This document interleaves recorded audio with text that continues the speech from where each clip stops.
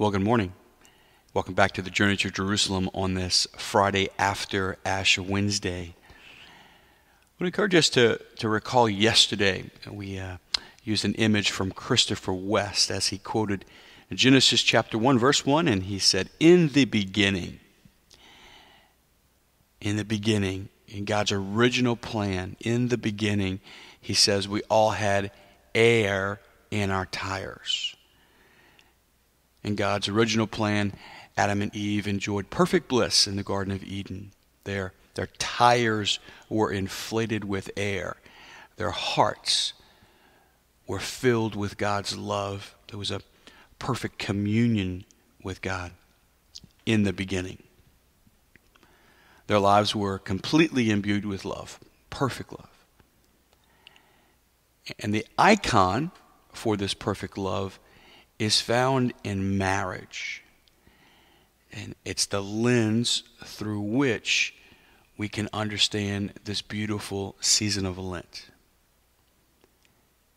In the beginning, Adam and Eve enjoyed a perfect marriage with each other. We see that in Genesis chapter 2.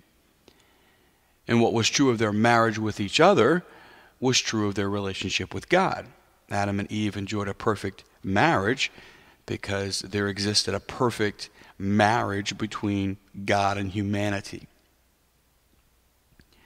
However, of course, we know that Genesis chapter 2 is followed by Genesis chapter 3, the fall of Adam and Eve. With the fall, our tires lost their air. Our hearts were separated, lost, you might say, that perfect communion with God. Our tires remain, but the air is gone. In Genesis chapter 2, God's perfect love inflated all of creation. And in Genesis chapter 3, God's original plan is disrupted by the fall. There's a break between Adam and Eve in their marriage because there's a break between God and humanity in that divine marriage. And once the perfect marriage of Adam and Eve becomes flat, and all of creation falls from that perfect communion with God, the perfect, quote-unquote, inflated marriage between God and humanity was disrupted. Now everybody drives with flat tires. Still have the tire, but the air's gone. And everybody's driving around with flat tires. And you and I think that this is how life is supposed to be. Everybody has tires. Everybody's driving around with flat tires. And, unless somebody tells us there's supposed to be air in your tires, like we would never know. So let's return to the scripture passage we were talking about yesterday, which was Mark chapter 10, and this conversation between Jesus and the Pharisees about marriage. And in that chapter, Jesus responds to the Pharisees as he points that their question stems from their hardness of heart. That's Mark chapter 10, verse 5. Their hearts are hardened because of the fall. Instead of being inflated with air, their hearts have become flat with no air. Their hearts no longer have that perfect communion with God, and their hearts have been hardened. Yesterday we looked at God's plan for the world to be inflated, and today we admit that our tires are flat. So here's a question for you this morning. How would you describe your life, your heart? Are you tired?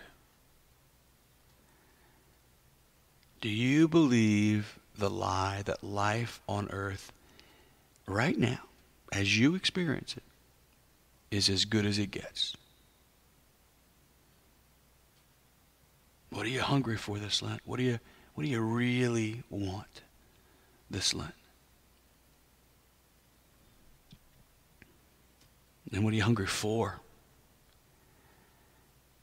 And what if Jesus Christ could change your life and restore your joy, peace, and love?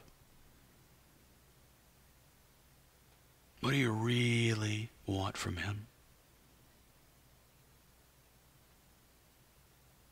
Good questions for us to ask as we begin the journey. And as we get into it, we'll give you more direction. But just stay with the questions and pay attention to your desire.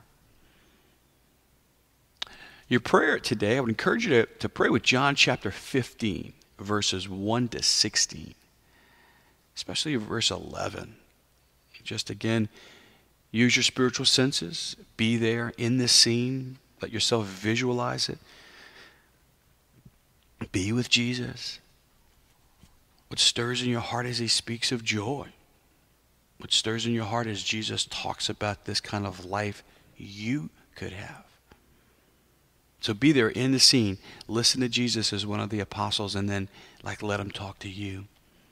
And as he looks at you today, he's going to ask you the same question today as he did yesterday. What do you want me to do for you? How do you respond? What do you really want this Lent? God bless you.